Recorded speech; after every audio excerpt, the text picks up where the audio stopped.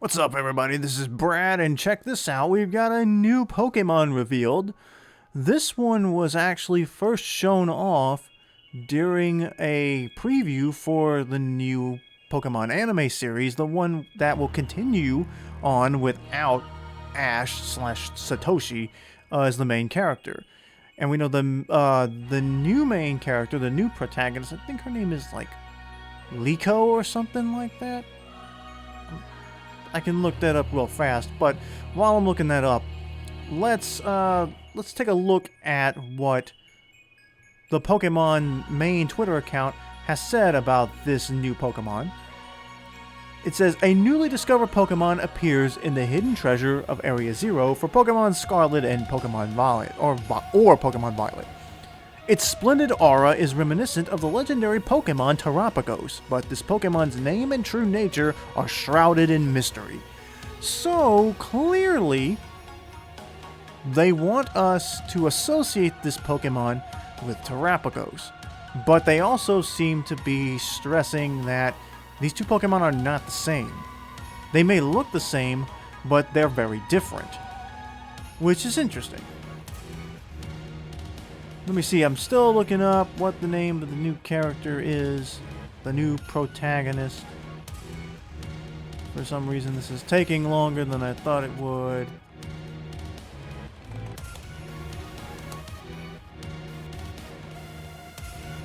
Yes, her name is Liko. Anyway.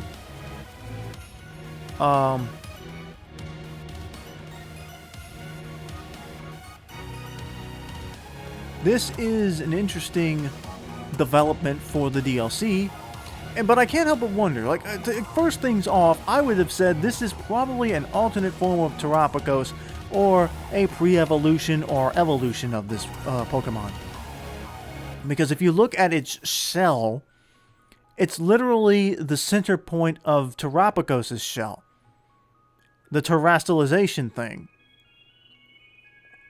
It's got the symbol of terrestrialization on it. And I'm wondering if this Pokemon is hidden inside of Liko's necklace, because we see her with that. That's like her key object that she carries with her. A necklace with the terrestrialization thing on it. It looks just like this new Pokemon shell, and the symbol that's found in the middle of the shell for Terapagos. So, it's interesting that they decided to officially reveal this Pokemon today, but they did not announce its name. They only said, the only confirmation is that this is going to be a character, a Pokemon we'll find in the DLC of the games, and that it resembles Terapagos. It's very similar to it. It has the exact same eyes. So that leaves a lot of questions, because it's clearly still a turtle too, but it's very different. It's quite different, actually. And I feel like if this was just a mere form change or some evolution or pre-evolution of Terapagos, then why did they not reveal its name? Why wouldn't they just come out and say, hey, this new Pokemon is like the pre-evolved form of Terapagos or something like that? Now, it could be that they're just going to try to obscure what exactly it is until they're ready to either drop a new trailer or keep it a secret to the game. DLC comes out. But I don't know, part of me wonders if they were forced to reveal this Pokemon ahead of time because the anime already showed it, you know? So I wonder how much of this whole, marketing plan was to reveal this Pokemon now, because it's been a few days since they've showed this Pokemon in the anime teaser. Now they've officially said this is going to be in the game. We're not going to tell you what it is yet, though. So remember, when they first revealed the DLC, they announced the names of all of the new Pokemon. So we know that the three legendaries that are found there on the first DLC are what were the names? Monkey Dory, Ogie Dogie, and Serpentipity or something like that. Or Pheasantipity, that's it. Pheasantipity. And then the focus of that DLC is a Pokemon called Ogerpon, while Terapagos was the only Pokemon revealed for Part 2 of the DLC. Clearly seems to be the disc Pokemon. But now we have this thing that is similar to Terapagos, but they seem to be really focusing in on the fact that it's not the same. If it was just Terapagos, they'd have said so. I feel like. If it was an alternate form, but then again, maybe they're just trying to keep it a secret. Maybe they're trying to not reveal everything all at once, and this will turn out and be Terapagos. But then again, I don't really understand why they would, like, just come out with, like, here's a new Pokemon. It looks like Terapagos, but it's not. Like, and we've had those kinds of things happen before in the past, so could it be? Maybe this will be the first case of a Pokemon that changes, or where this Pokemon will change forms into Terapagos. It's the same Pokemon, but its name changes. I don't think we've had a Pokemon do that before. Like, in every case of a Pokemon form change, the Pokemon retains its name. And so, it can't be evolution, because you can't undo the evolutionary process in Pokemon. So once a Pokemon evolves, it can't go backwards. Now, outside of the games, it can, because supposedly the idea is that if a Slowpoke evolves into a Slowbro or Slowking, but the shelter that's attached to them detaches, then the Slowbro or Slowking will return to being a Slowpoke. And I think there was the old story about if an Exeggutor's head falls off, it just goes back to being an Execute. Or the one head that falls off, it returns to Execute. So there are anime rules that suggest that de-evolution is possible, but we've never seen that in the games before. Not counting like the fusions where you can fuse Pokemon together and unfuse them, because that's not an evolution. It's counted as a form change, but a different style of form change, because when you fuse Kyurem and one of the other dragons, or you fuse Necrozma with Solgaleo or Lunala, they remain Necrozma and Kyurem. They don't turn into new creatures. So I think that's an interesting idea. Maybe this will be the first case of a Pokemon that when it changes its form, it changes its name. It becomes an entirely separate species of Pokemon. But this could also be sort of like a false Terapagos, maybe? What was that Pokemon that was that's like Carbink? Carbink's a fairly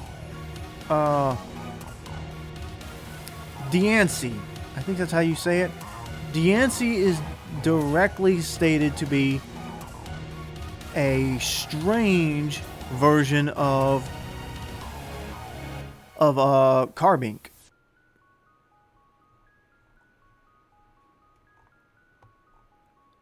So that's interesting. And perhaps that's a similar case. Carbink was very common, but Diancie is considered like a mythic Pokemon. Diancie can also, yeah, it's a mythical Pokemon. You can only get Diancie via, like, an event.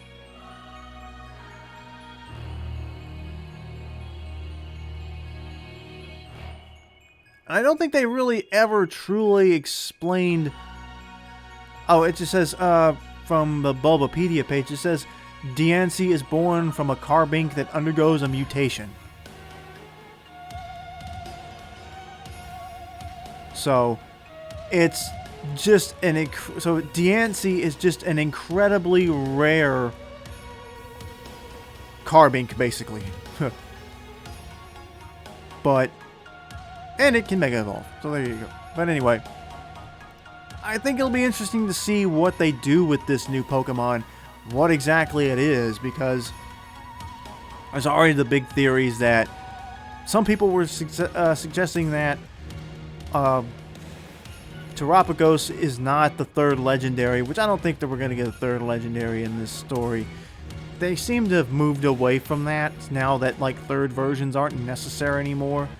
Because I don't really consider, like if you look at Sword and Shield, Eternatus really doesn't feel like a third member of that group.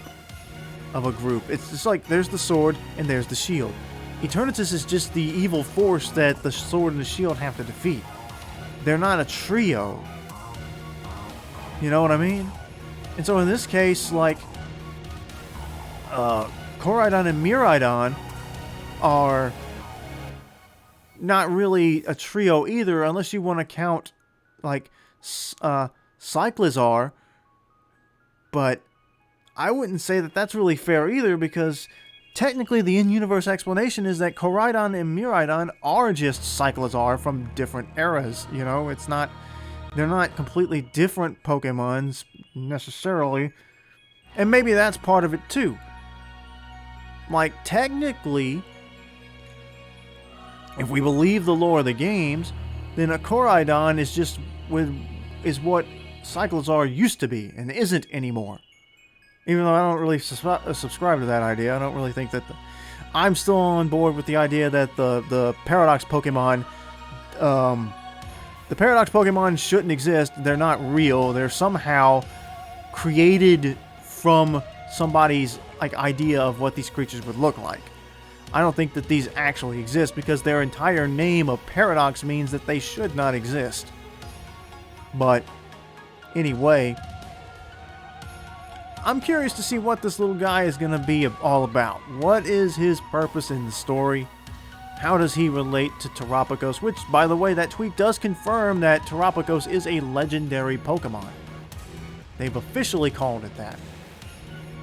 So, we did get one more little tidbit there about the upcoming DLC. A new Pokemon will be in it. That is not Terapagos, but looks like it, kinda. And Terapagos is indeed a legendary Pokemon. Although I thought that was a given from the get-go. But anyway, what do you guys think? Let me know in the comments, like and subscribe, and the next time they drop some new Scarlet and Violet news, I'll be on it. Till then, I'm out of here.